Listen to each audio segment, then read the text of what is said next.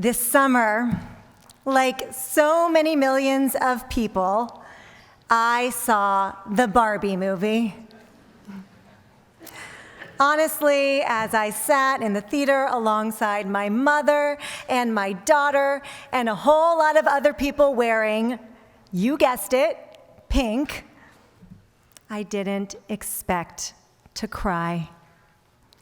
But the tears were flowing during this surprisingly beautiful and touching film. Of all its tender moments, and there were many, one has stayed with me.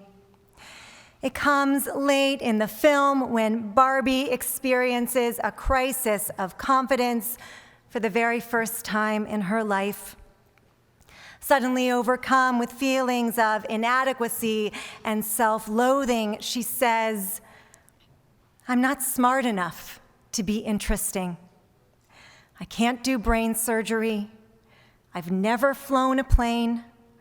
I'm not president. No one on the Supreme Court is me. I'm not good enough for anything." This scene encapsulates so powerfully what so many of us feel every day. The struggle to be enough is a constant battle. We strive after impossibly high standards we can only chase but never meet, no matter who we are or how we look or what we earn. This struggle engulfs even the most celebrated among us. Take Pulitzer Prize winner John Steinbeck, who claimed he felt like an imposter all his life.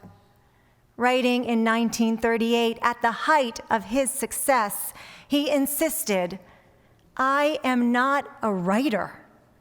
I've been fooling myself and other people." Supreme Court Justice Sonia Sotomayor likewise shared, "I have spent my years since Princeton while at law school and in my various professional jobs, always looking over my shoulder, wondering if I measure up." These feelings of not enoughness have deep roots in Jewish tradition as well. They go all the way back to Cain and Abel, the first brothers in our biblical family. As the story goes, Cain and Abel both bring offerings to God. Cain from the fruit of the soil, and Abel from the firstlings of his flock. But God pays attention only to Abel, ignoring Cain entirely. Cain, we read, was much distressed, and his face fell, for he had brought what he presumed to be a fitting gift for God, but the gift is not enough, and neither is Cain. Humiliated, Cain turns his gaze to the ground and sinks into what Sforno, a 16th century Torah commentator, calls shame. Dr. Brene Brown, a research professor who has studied shame for the better part of 2 decades, defines it as the intensely painful feeling or experience of believing that we are flawed and therefore unworthy of love, belonging, and connection. As Dr. Brown puts it, shame plays 2 audio tracks in our minds. The first one says, "You'll never be good enough." And the second one, "Just who do you think you are?"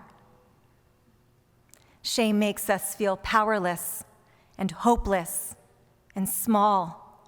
It makes us feel detached and alone. And shame would have us believe we are inherently and irrefutably unacceptable. In this way, shame is very different from guilt. When people feel shame over something they've done, they feel bad about themselves, thinking, "I'm bad." But when people feel guilt over something they've done, they feel bad about the behavior. "I did something bad.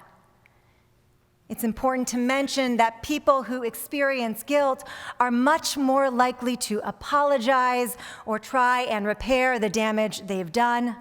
But shame is not adaptive in this way, and it can lead a person down a very destructive path, which includes the potential for depression, anxiety, withdrawal, even violence. Now, having said that, one might assume shame exists only in the darkest recesses of our lives, but as Dr. Brown explains, it actually tends to lurk in all of the familiar places. Shame is in the dressing room when we're changing in front of the mirror.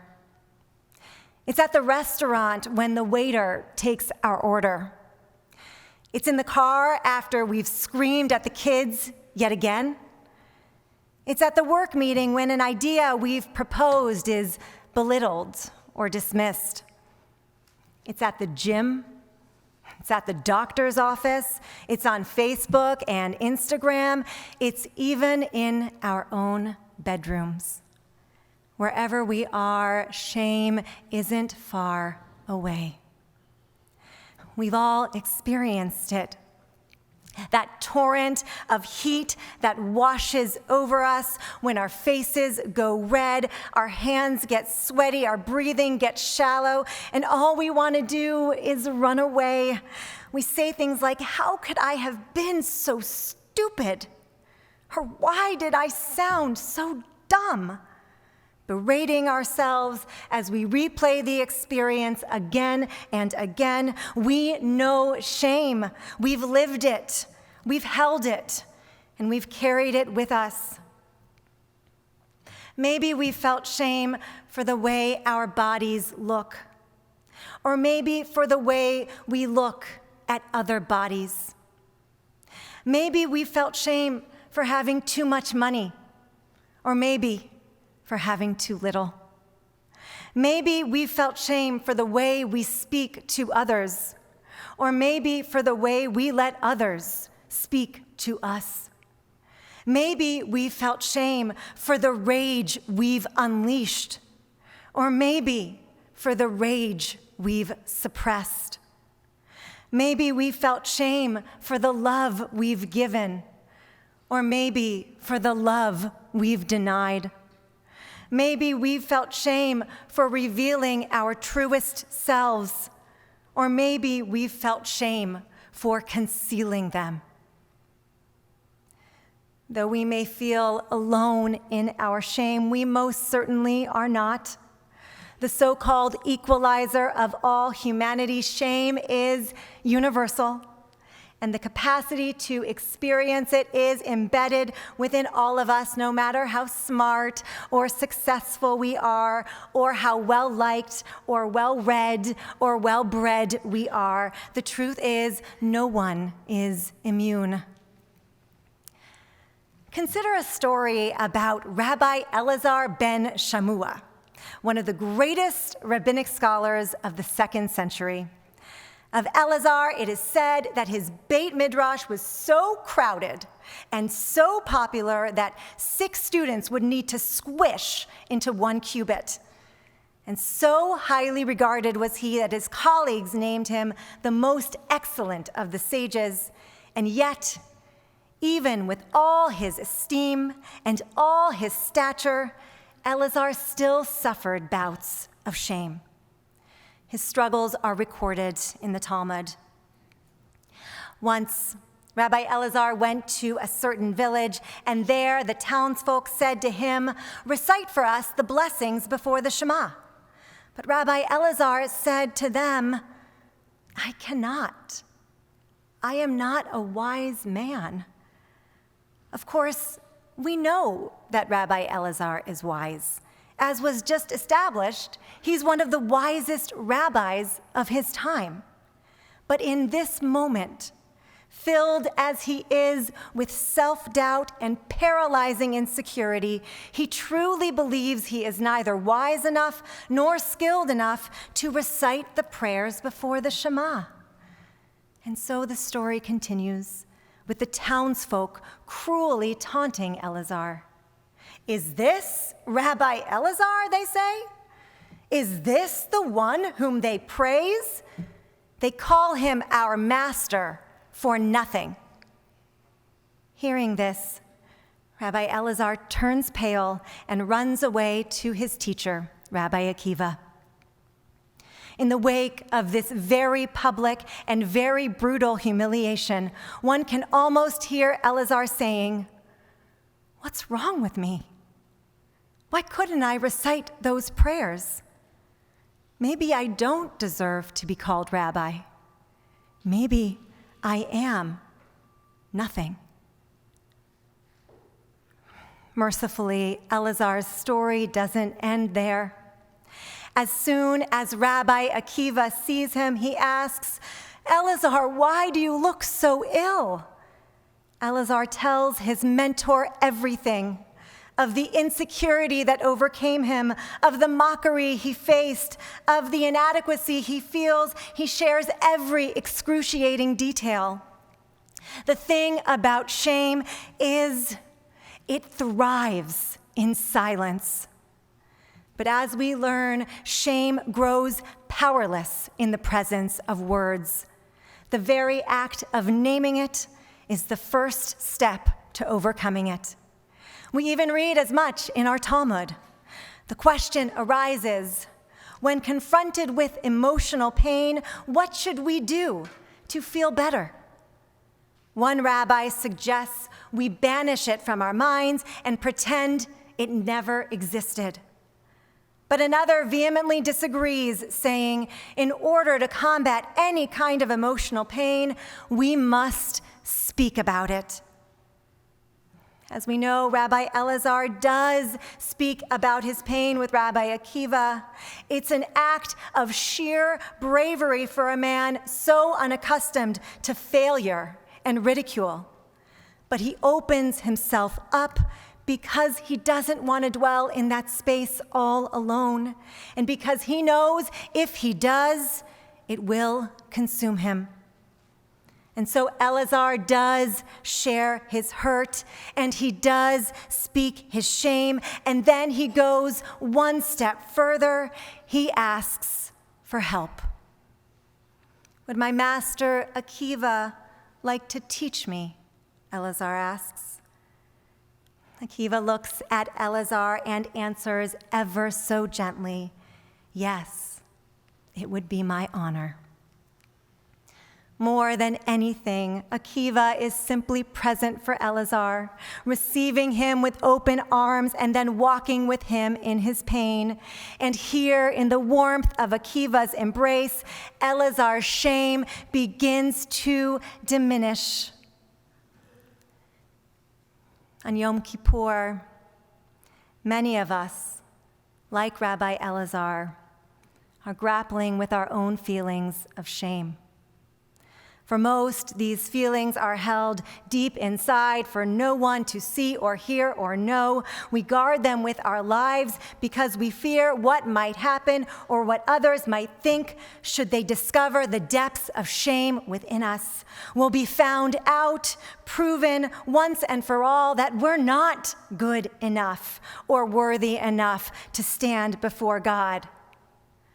But as Rabbi Akiva opened his arms to Rabbi Eleazar, Yom Kippur opens its arms to us, declaring loudly that we are all welcome and wanted and beloved in our shame. Just listen to the words of today's exquisite Torah portion, Nitzavim. Atem nitzavim hayom kulchem lifnei Adonai. Today, all of you stand before God. Not some of you, not a portion of you, but all of you. And that audacious proclamation comprises every single member of the community, including the wrongdoers, the trespassers, the transgressors, and every person mired in guilt and regret and shame. Yes, everyone is invited to stand before God. Everyone has a place in the chain of tradition, and everyone has a stake in the everlasting covenant, because all of us are intrinsically worthy in the eyes of God, even in our waywardness, and yes, even in our shame. At this sacred moment, our Torah urges us to remember our worth is not tied to any measure of our shame, and our shame is no measure of our worth.